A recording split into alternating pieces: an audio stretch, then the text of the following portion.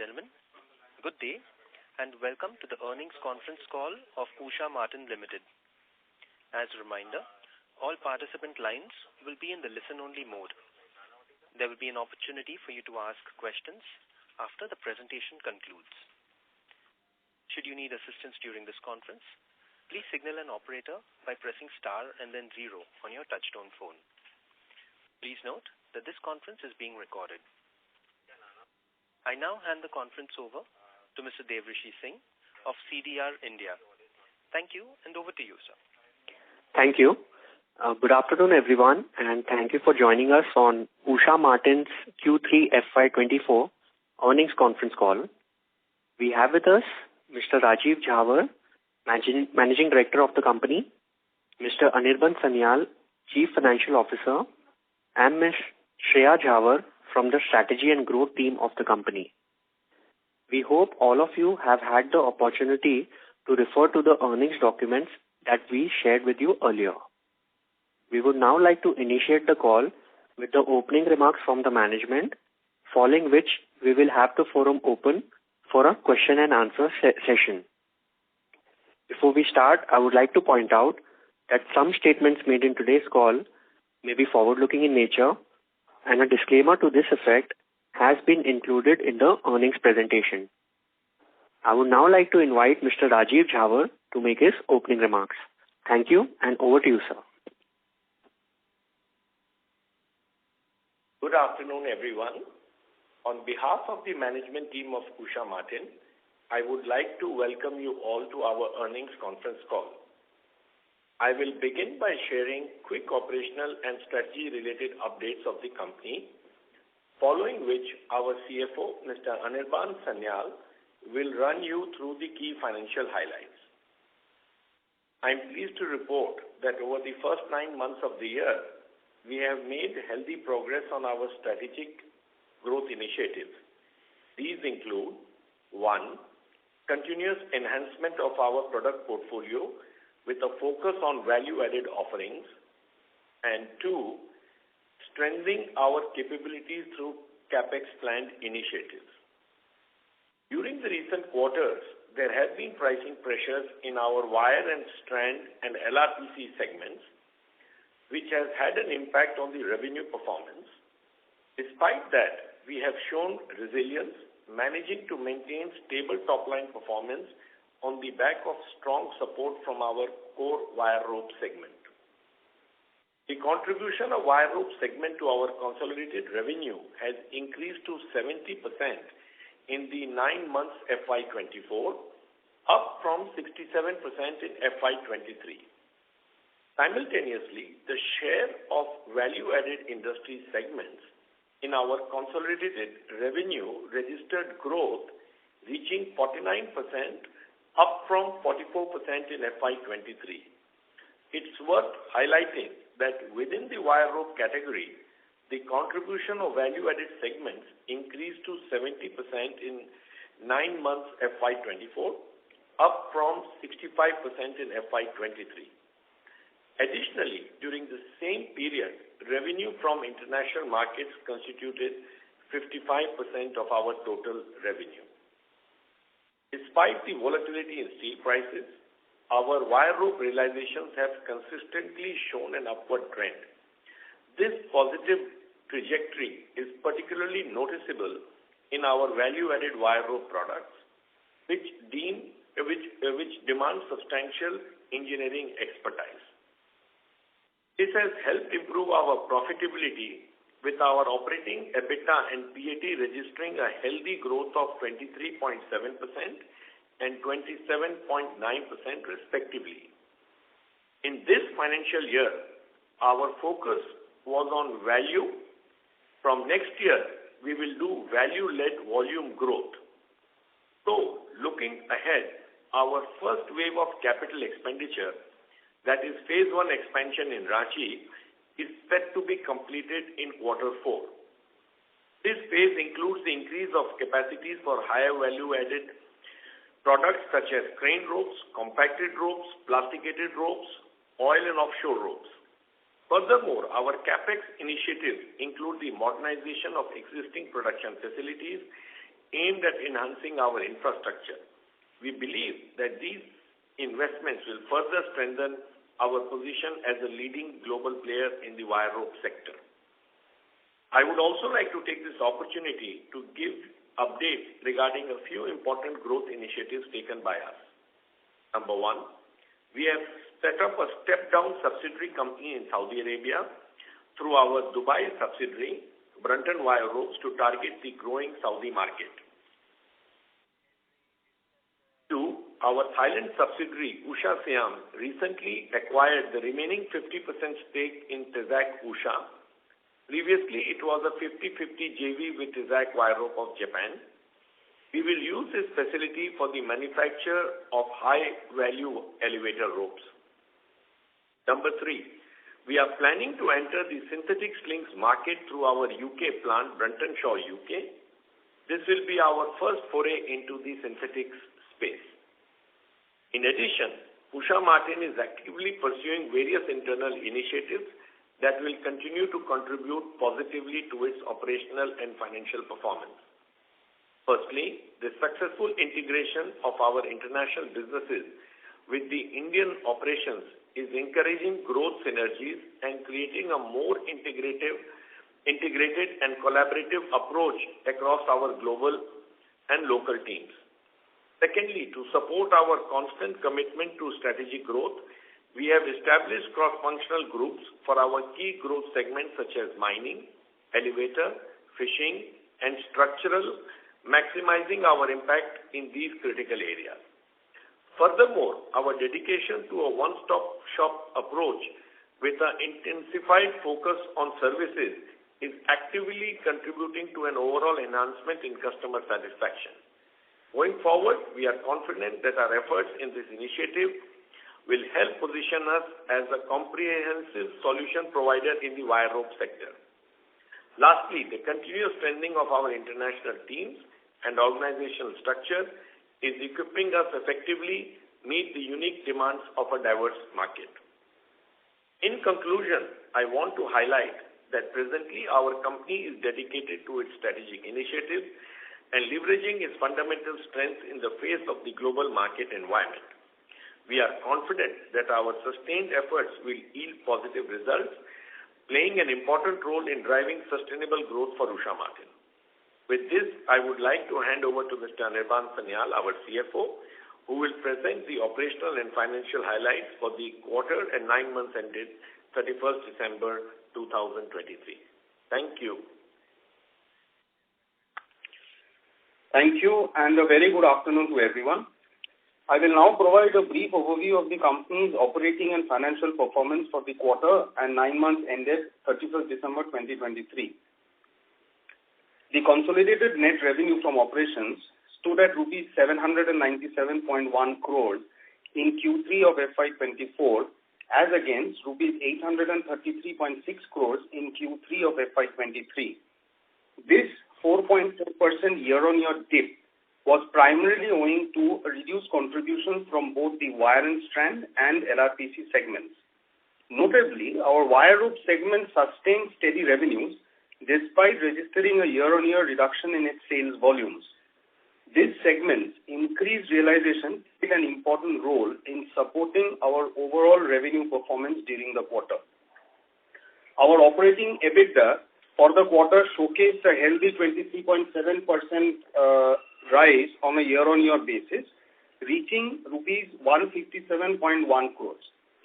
Additionally, the operating EBITDA per ton demonstrated a notable 33.3% year-on-year improvement at rupees 34,000.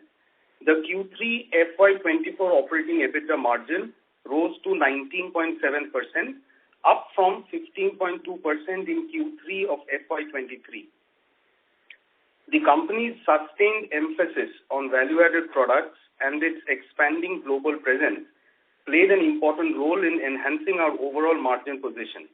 Our net profit for the quarter stood at rupees 107.5 crores, registering an increase of 27.9% from rupees 84.1 crores in Q3 of FY23. On a 9-month basis, net revenues from operations stood at rupees 2,396.2 crores compared to rupees 2,412.5 crores during 9 months of FY23. Operating EBITDA stood at rupees 447.1 crores in 9 months FY24 as against rupees 359.4 crores in 9 months of FY23. Profit after tax for 9 months FY24 stood at rupees 317.8 crores, registering a 29.6% year-on-year increase. Our balance sheet position continues to be strong, with our net debt to equity ratio improving to 0.05 times as of December 2023. Despite a capex spend of approximately rupees 196 crores in 9 months of FY24 and the allocation of funds for dividend disbursement, our net debt remains at comfortable levels. We have increased our inventory levels to be well prepared for the anticipated increase in demand in the coming quarters, while also considering the challenges posed by global logistics amid the current volatile geopolitical climate. This approach helps us to efficiently meet the requirements of our expanding customer base, particularly new clients, ensuring we remain responsive and well prepared in a dynamic market environment. Coming to our cash flows, there has been a healthy year-on-year improvement in our cash flow generation. The cash flow from operations before income tax for 9 months of FY24 stands at rupees 420.3 crores and at 94% of operating EBITDA compared to rupees 214.5 crores during 9 months of FY23 and at 60% of operating EBITDA. Our robust cash flows, coupled with ample headroom on working capital lines, will continue in supporting our planned capital allocations. In conclusion, I would like to emphasize that given the promising demand outlook for our products and our dominant position within the sector, we are committed to maintaining strong financial discipline. We believe that our thoughtfully planned business strategies and proactive initiatives will continue to play an important role in maintaining and further strengthening our leadership position. With favorable industry dynamics and Usha Martin's inherent strengths, we are confident in achieving sustainable growth for all our stakeholders. This brings me to the end of my address. I would now request the moderator to open the line for the question and answer session. Thank you. Thank you very much. We will now begin the question and answer session. Anyone who wishes to ask a question may press star and 1 on their touchtone telephone. If you wish to withdraw yourself from the question queue, you may press star and 2. Participants are requested to use handsets while asking a question. Ladies and gentlemen, we will now wait for a moment while the question queue assembles.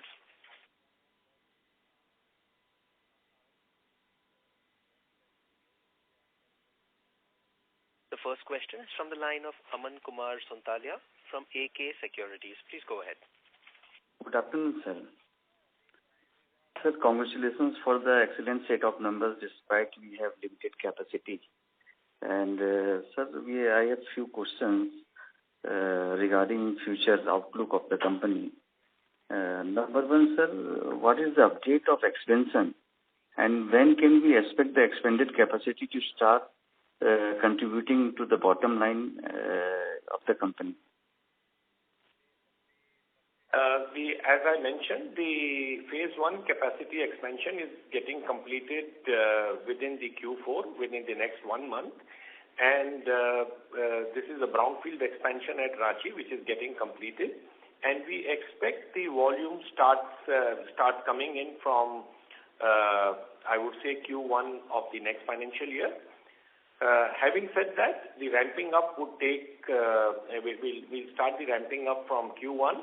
And depending on how the demand picks up and how we are able to push our volumes, we will definitely see the benefits coming from Q1 of the next financial year. Okay, sir. Sir, next question. In the last 2 years, we have supplied ropes to big ticket clients in Europe and in USA. Now I hope they will be assured of our quality and capabilities. So can we expect big repeat orders coming from the big clients? Yes. So we have started getting more business from the premium customers that we were able to secure in Europe and the US as well. Just to give an example, our Brunton Shaw UK business, it does continue to see strong growth this year as well. And the current year, we forecast it to show growth of 30% compared to, what we did last year at BS UK. And the major growth, like you said, has come from, the Ocean Max, Crane Max brands, which are supplied to the high-end customers, like you mentioned. Other than that, we're also targeting elevator ropes, and we have been successful and now approved with suppliers of major OEMs in Europe, even within the mining rope segment in the US, and also in Europe now. We're seeing great development, especially with our Mine Max brand, and we have been able to win key contracts. So with strong collaboration with all of our European entities, along with the Global Design Center, and offering customers with a one-stop shop solution rather than just supply of the products, that has helped us develop these relationships with the major customers and, helps us continue to gain this business. Okay, thank you. Next question is, high-end wire rope is critical and we have low cost advantages. However, where does the company score over competitors in the international market like Brunton Shaw and Wireco regarding quality and branding?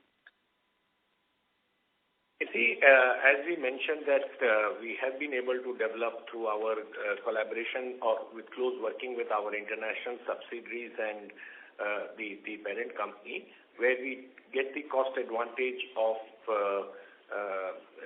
low-cost manufacturing compared to what the Europeans are and the Americans are through this integration between the wires and strands being supplied from India, and taking advantage of our manufacturing facility in Europe, and also with our design center, our development center in Italy, we definitely are more competitive and are able to gain market share. So this is definitely going to happen with this close integration between the two entities, and that is how it is helping us to get better market share as well. Sir, one more question regarding this Saudi Arabia, sir.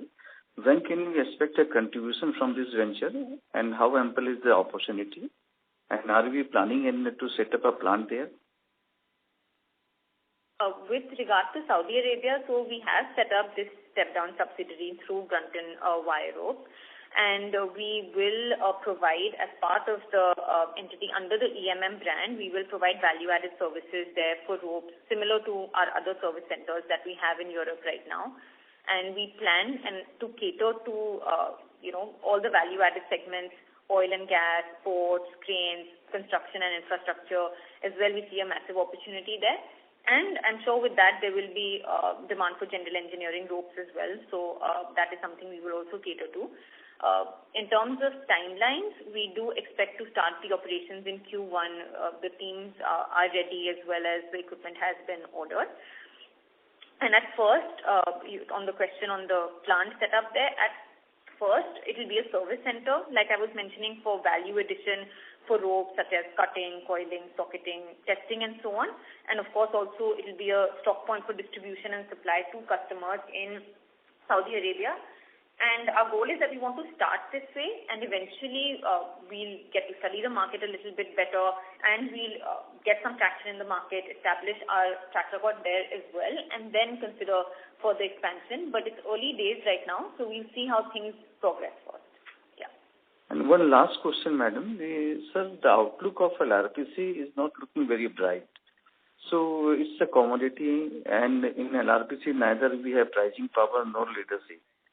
Sir, are we planning to exit this business and put our energy into core wire rope business where we have both pricing power and leadership? You're right that LRPC is right now, last few quarters, we have seen the margins coming down considerably, and with big players, competitors having their own steel, have been able to aggressively push volume to the market and thereby with very, very low margins.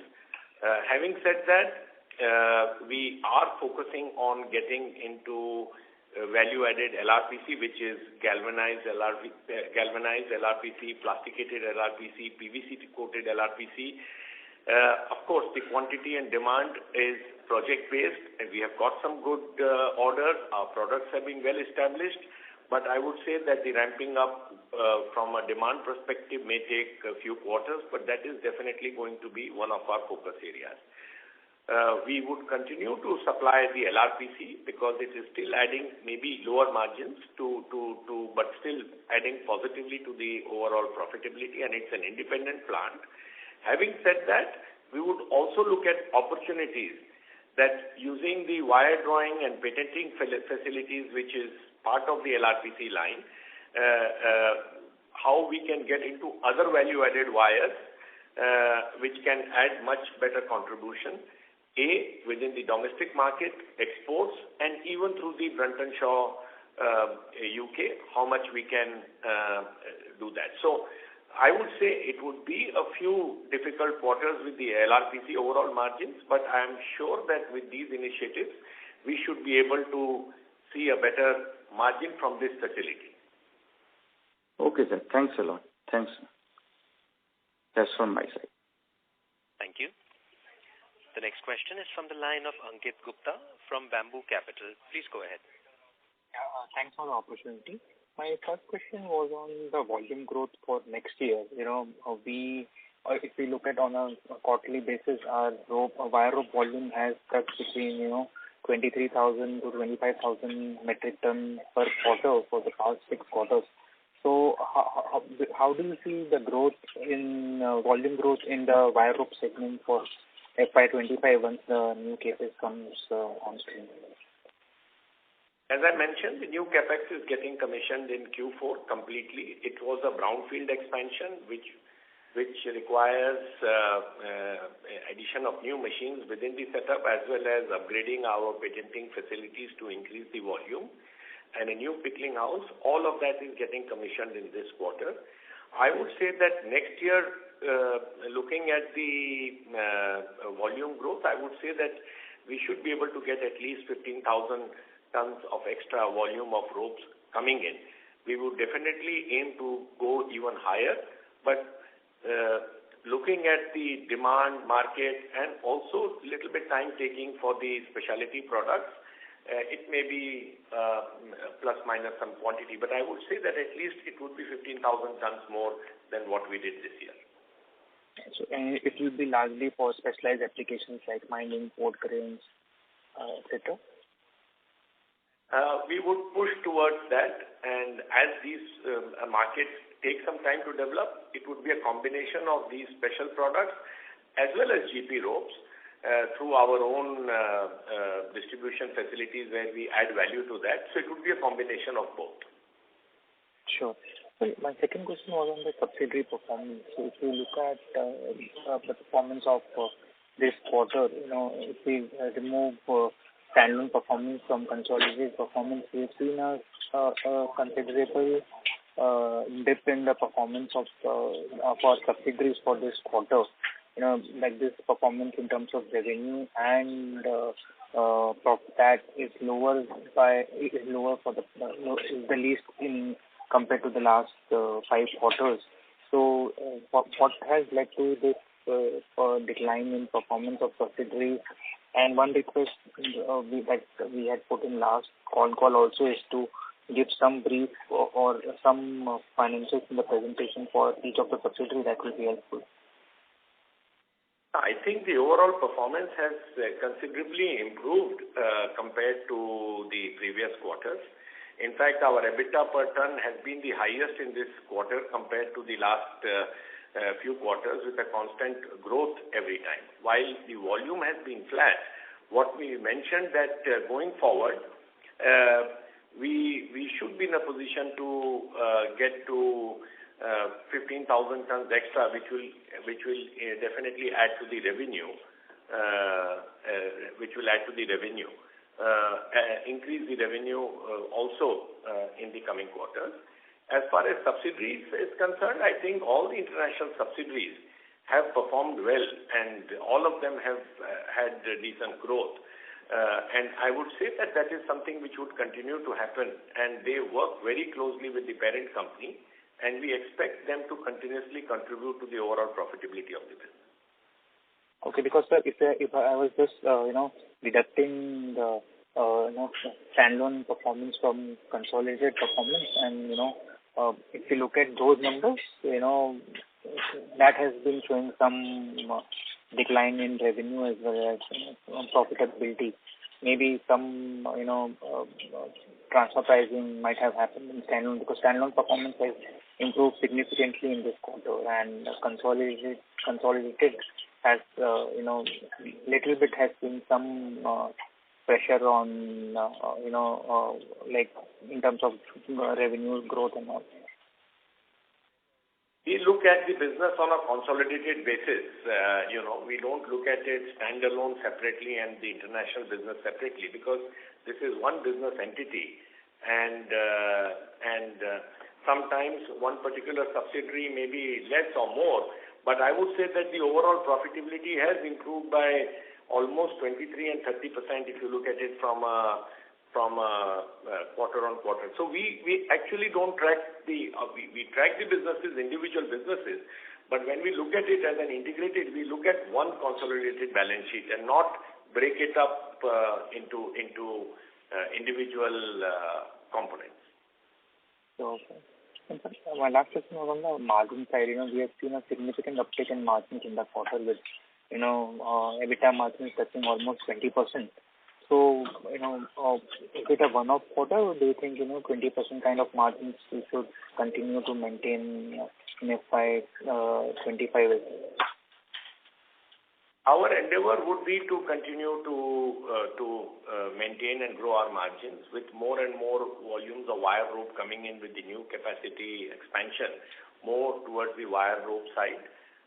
So I'm sure that going forward we should expect the margins to be, and we had also even mentioned that we would endeavor to go towards 20% and then gradually push it up. So we are on track, and as I mentioned in my address, that we have been able to successfully create a value-led growth in this year, and going forward it will be value-led volume growth. So we expect the margins to be stable, and also hope to get the advantage of higher volumes, giving an overall better performance in the subsequent quarters. Okay, because normally in a earlier calls I have indicated that our margins will remain around 18-19%. So this time, given a performance, and you are saying that we can even do 20% plus kind of margins going forward.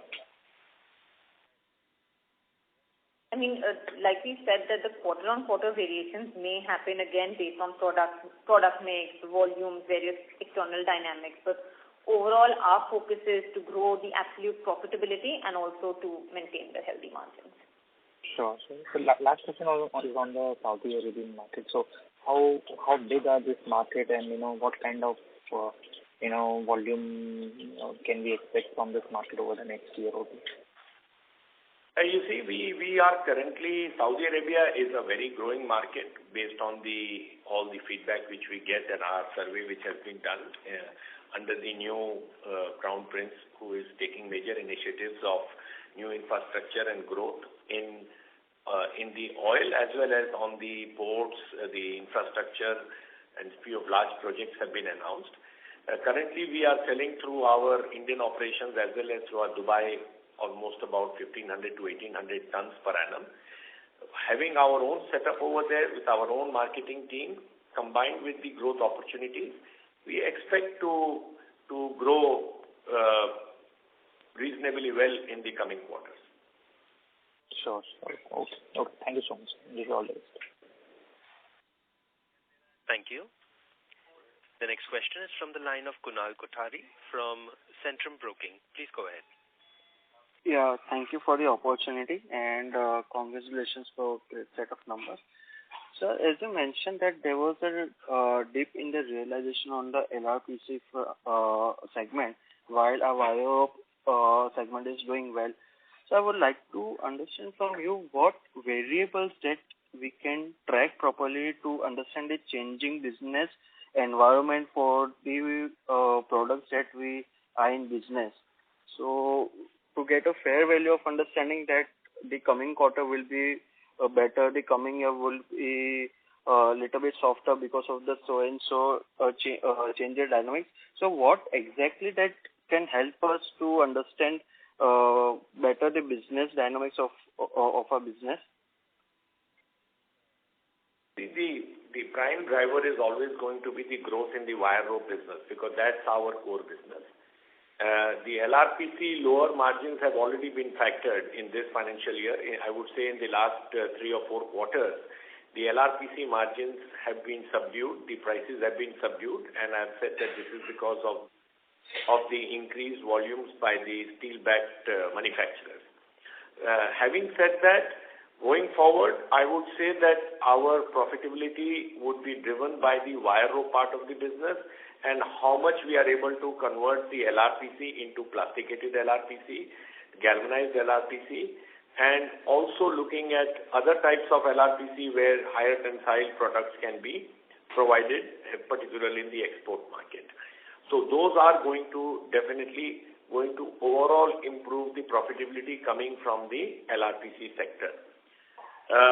And I would say that the growth going forward is going to be from the wire rope side, where the new capacity expansion is going to give us increased volume of at least 15,000 tons in the next financial year once the capex which is completed now.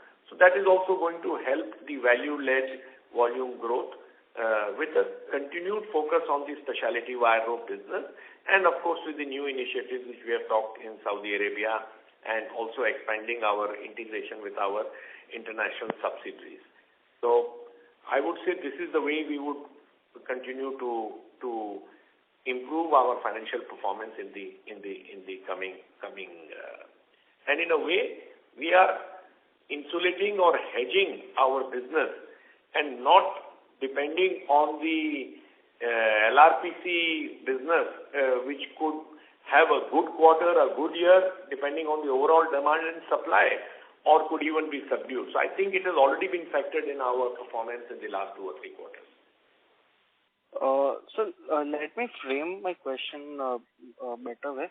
Right now we are doing nearly 20% of margin. What variables or factors which can can have an impact and lead to the margins fall to say 15-17%, or what factors or it can take to 25%? Can you help me to map it out in a simpler way, that these are the factors that to be keenly understand well, that that is important for a company? You see, as far as again to be very specific to you, this 20% what we have been able to achieve, going from 15 to 20%, is by continuously focusing on the wire rope business and improving the product mix and going into more value-added businesses, including integrating with our international businesses, which deal with absolutely high-end customers, which fetch us a much higher realization. So based on this, we have been able to achieve this 20%, and this is after factoring that the negative margin which we have, or a fall in margins in the LRPC. Going forward, I would say that if you want to, if to really see that with these margins of LRPC, can we maintain this 20% margin? I will say yes, it is possible to do it based on the work which has already been done, and it is reflecting in our margins. Going forward, if LRPC gives us better margins through the galvanized or plasticated, it is also going to contribute a little bit to the bottom line. Going forward, getting to 25%, I would say that it is going to take a while, and with all the various initiatives, but I'm sure that the company would continue to focus on the journey of value addition as well as the increased volume, and hopefully we should do even better going forward. Okay, sir. So last question, as we are doing a capex right now. So right now, what is our overall capacity segment-wise and post capex completion, both phase 1 and phase 2? How much capacity will be added? We are in phase 1 and phase 2 together. We are adding 45,000 between 45 to 50,000 tons of capacity increase. Phase 1 will get us to almost about 35,000 tons of capacity increase. But having said that, it is going to take a while to build the market and establish the quantities in the market. And the phase 2 would add between 10 to 15,000 tons. So altogether, about 50,000 tons is going to be added in phase 1 and phase 2.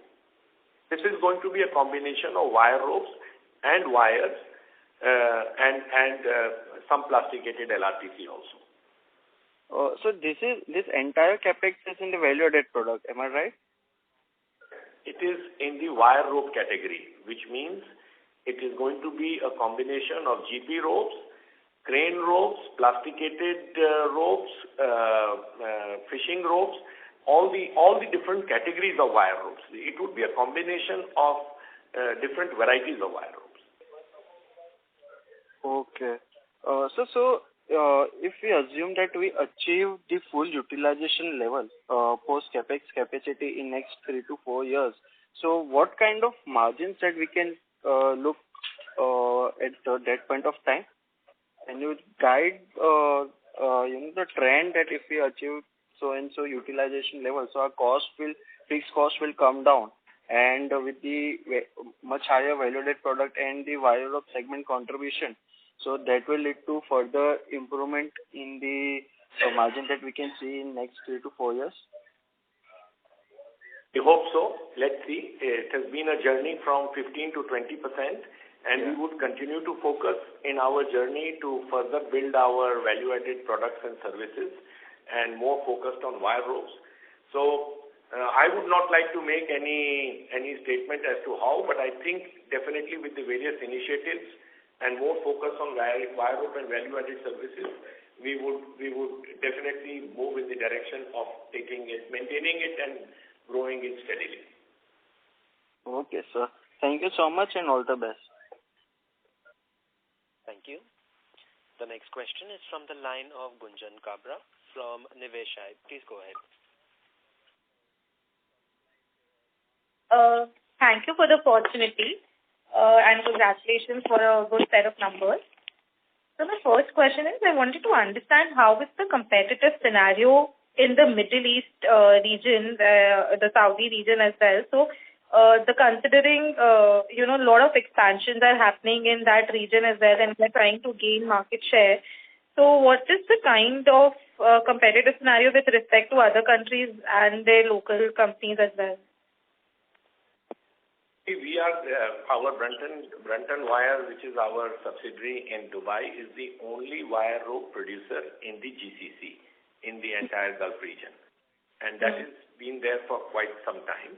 And with our local presence, we have a significant advantage of being local and being able to supply. Even the Saudi Arabian market, which is within the part of the GCC, is all encouraging local producers to come and local service providers to come by making investments and also having various policies which encourage the locals to come and thereby giving them an opportunity to gain market share and give various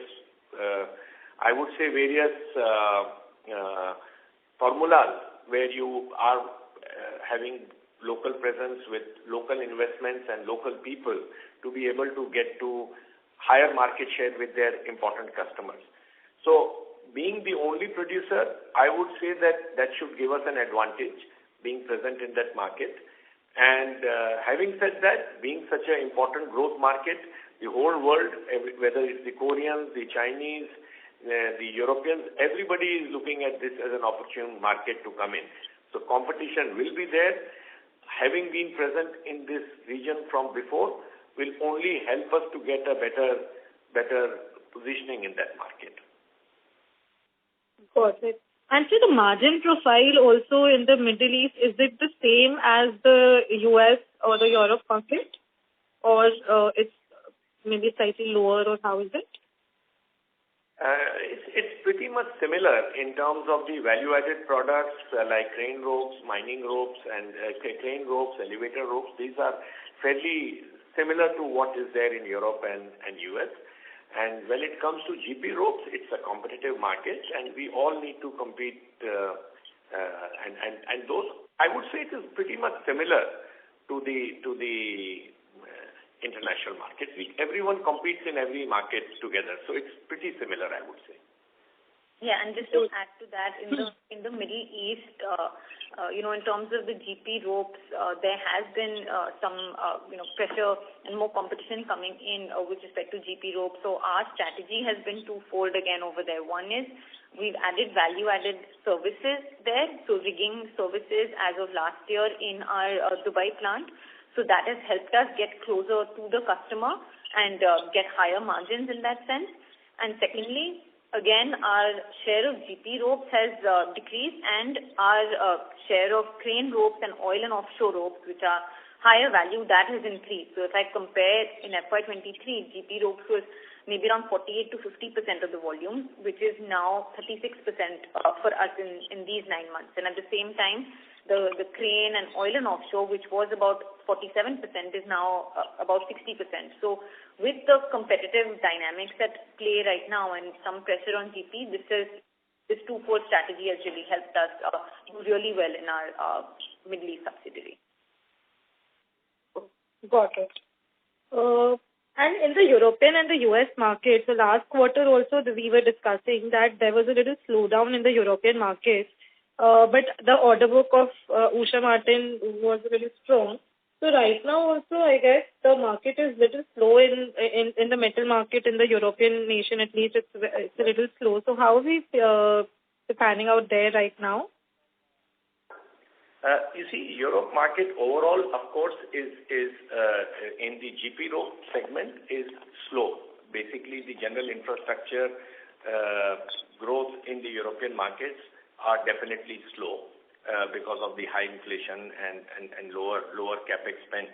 But when it comes to these special ropes, particularly for the big projects, what we have been able to successfully build over the last through the Brunton Shaw network, be it on the fishing ropes, be it on the big oil and big ropes and the big projects which we have been able to successfully develop, those are continue to have the strong market, particularly in the oil offshore, fishing, and these sectors continue to show good growth, and we are getting good traction through these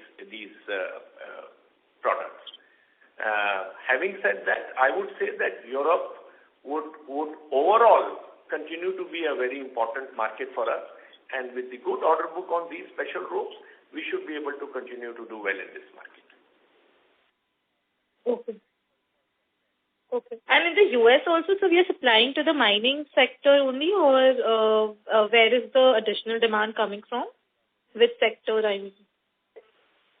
In the US, mining rope, definitely we had done some trial orders and those were successful, and we've gotten good feedback on the life of the ropes there, and we're getting repeat orders in mining. But other than that, we've also seen increase in the crane elevator market and also gondola rope market, which again is a high value product. So in that sense, again, compared to GP ropes, these high value products have done better for us in the US market. And from the US, we also cater to the South America market, right? So in South America as well, in the mining segment, we've done well in Chile, Peru, in the Colombia region as well. Even in the port segment in South America, we've got some traction and a good contract there. And then finally, the fishing rope business as well in Latin America has done pretty well. We've gotten some trial orders in Ecuador and even Brazil, South Chile. Slowly we're building up the market. I won't say, it's big bang, big orders there. Fishing rope, again, we get trial orders, we supply it successfully, and then, hopefully we get repeat orders in that sense. So overall, we would say a pretty positive outlook for the Americas region. Got it. And one last question, since this is a brownfield capex that we are doing right now, but any one-time expense that we'll have to incur in Q4 or Q1 for this capacity expansion? Anirban, can you answer this question, please? No, there are no one-time costs, Gunjan. So these are all... No, there are no separate one-time costs.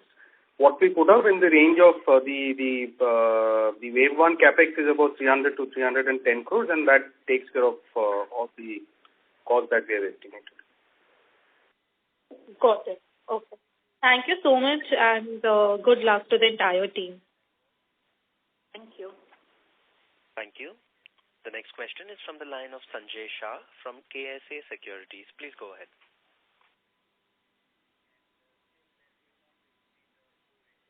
Sanjay, the line for you has been unmuted. You may proceed with your question.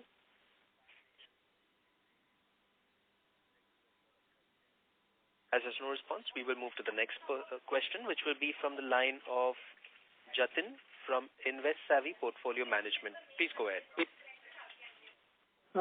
What we wanted to know was that while you have managed the profitability despite movement in steel prices going lower, if the steel prices trend were to reverse, does that help your business generate more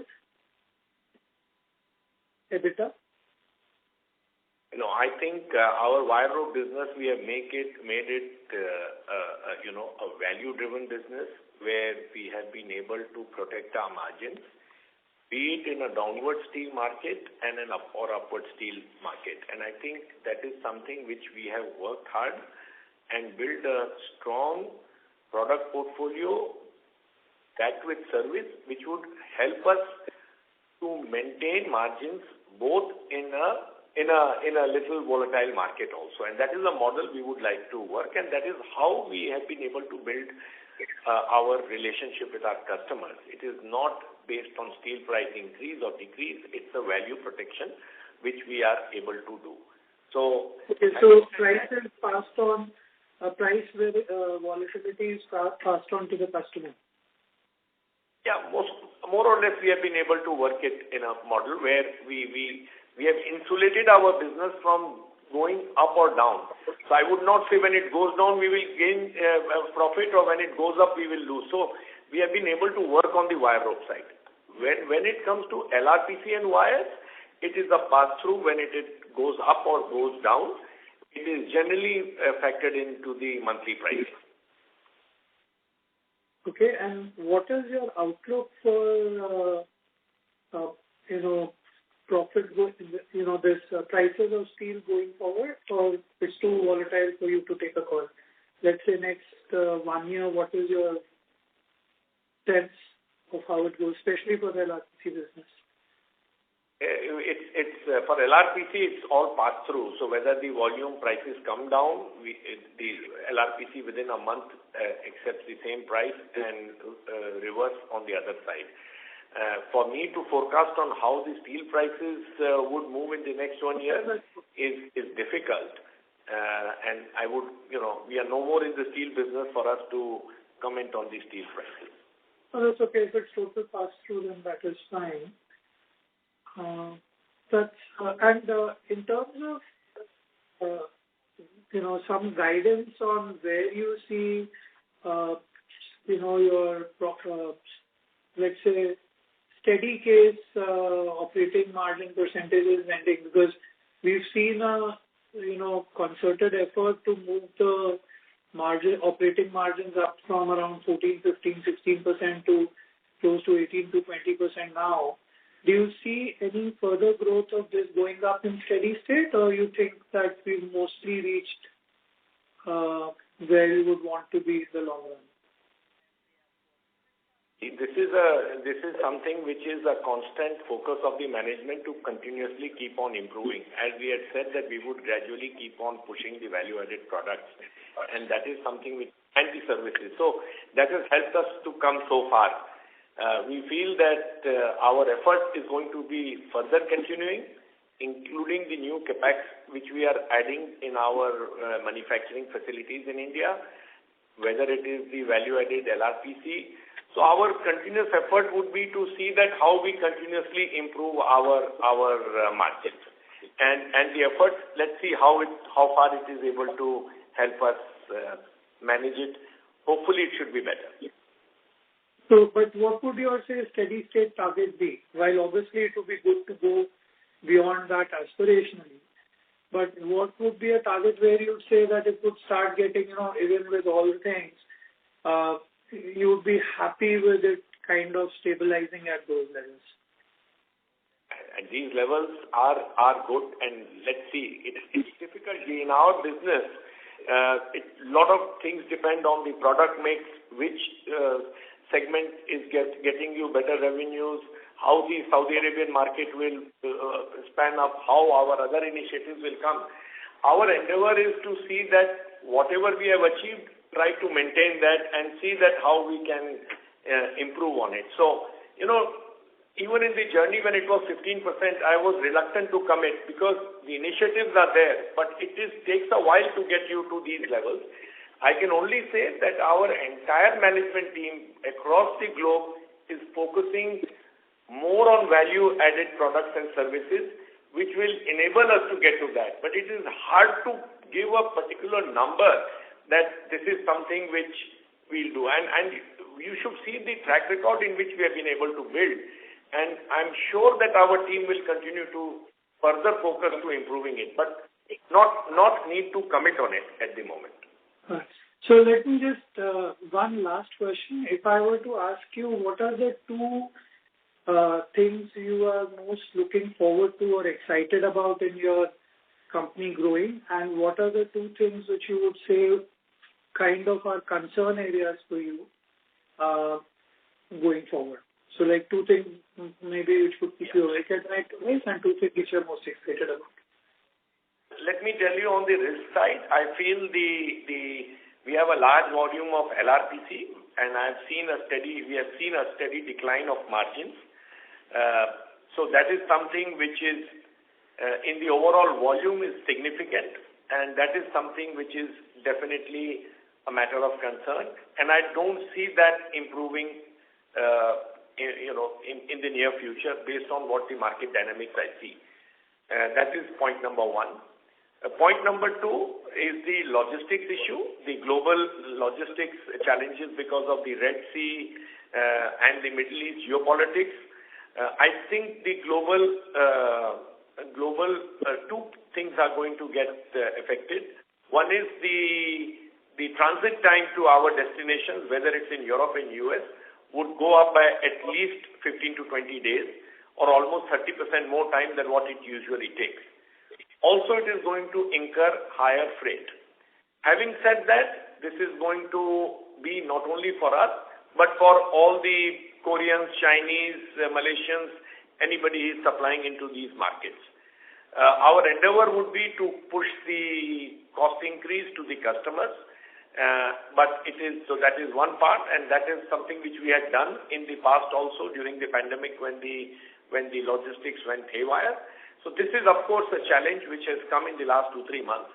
Secondly, it is going to definitely create a situation where there could be increased working capital needs because of the increased transit time in our business. So that is something till in the near future. So these are the two negative worrying things, I would say, glaring worrying things. On the positive side, really looking at the Saudi Arabian market, which is, I feel, one of the fastest growing markets in a GCC country, as well as probably one of the markets which everybody is looking at a growth in the near future.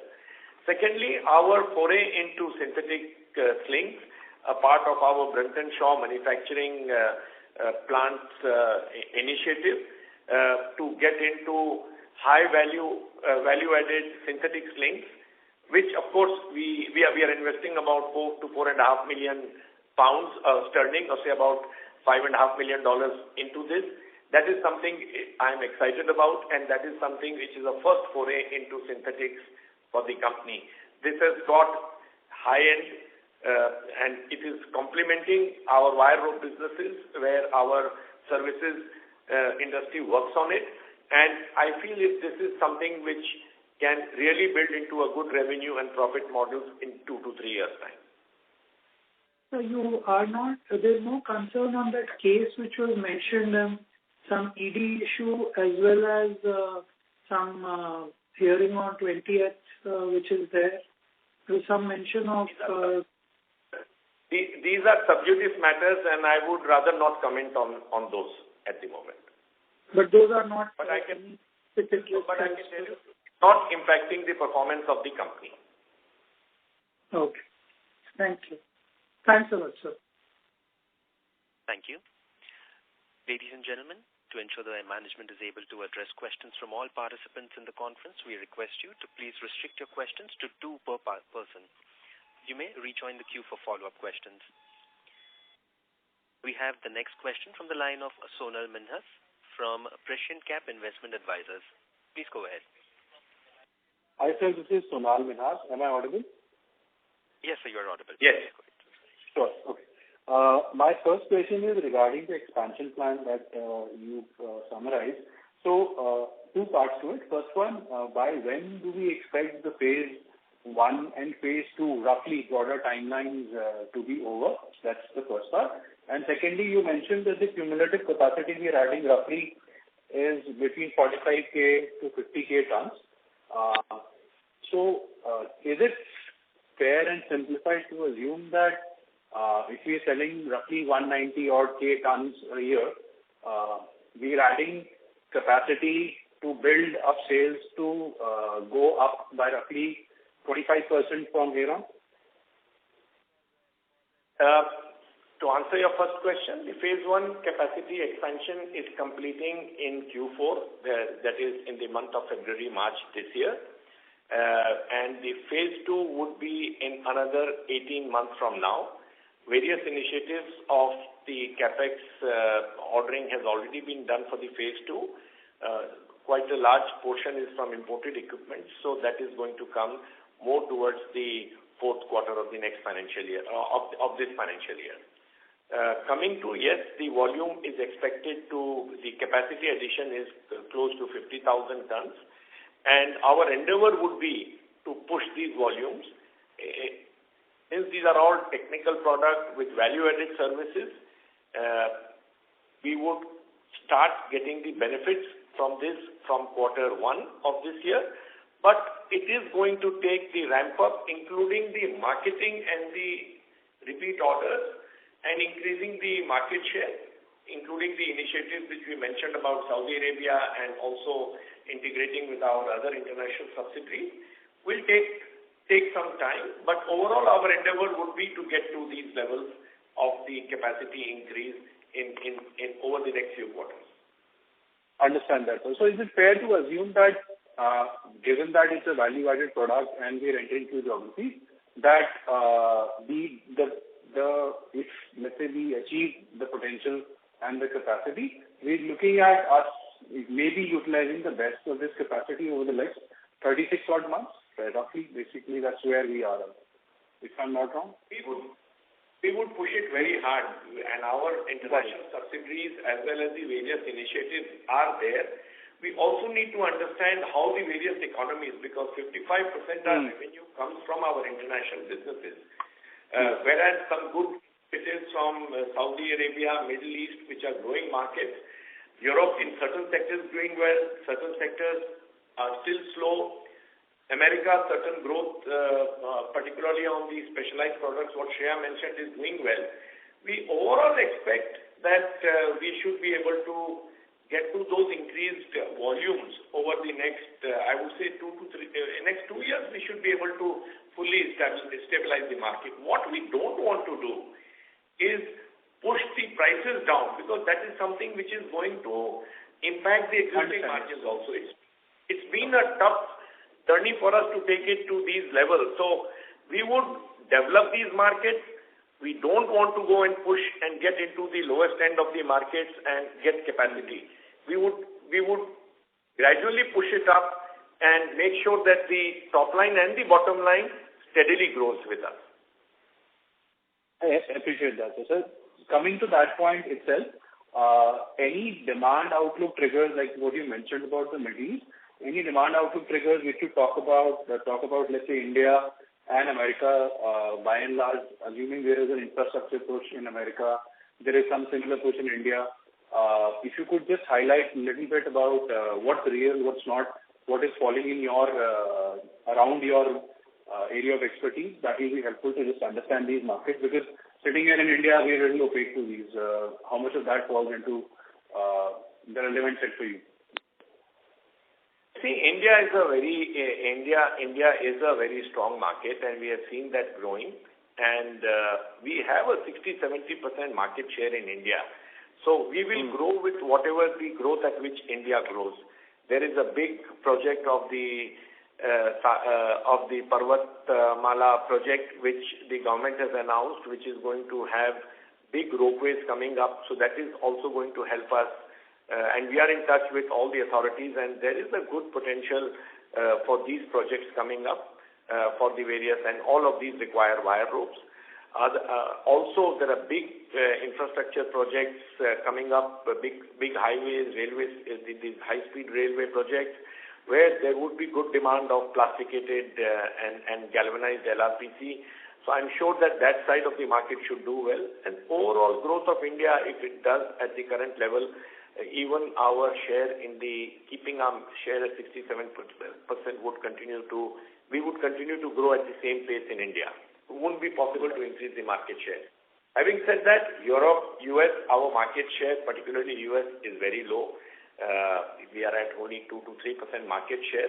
And with the growth opportunities in the US and the various teams which we have augmented there, I feel the volume growth will come from Europe, US, Saudi Arabia, Middle East, and even some parts in Southeast Asia, particularly Vietnam, Indonesia. These will also continue to grow and add volumes and value to our business.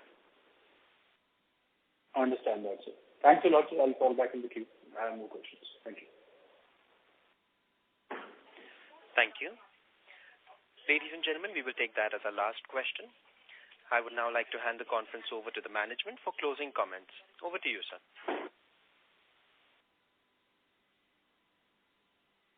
I would like to thank everyone for attending this call and showing interest in Usha Martin Limited. I hope we have been able to answer all your questions. The company is dedicated to creating value for all its stakeholders in a sustainable manner. Should you need any further clarification or would you like to know more about the company, please feel free to reach out to us or to CDR India. Thank you once again for taking the time to join us on this call, and see you all in the next quarter. Thank you. Thank you. On behalf of Usha Martin Limited, that concludes this conference. Thank you all for joining us. You may now disconnect your lines.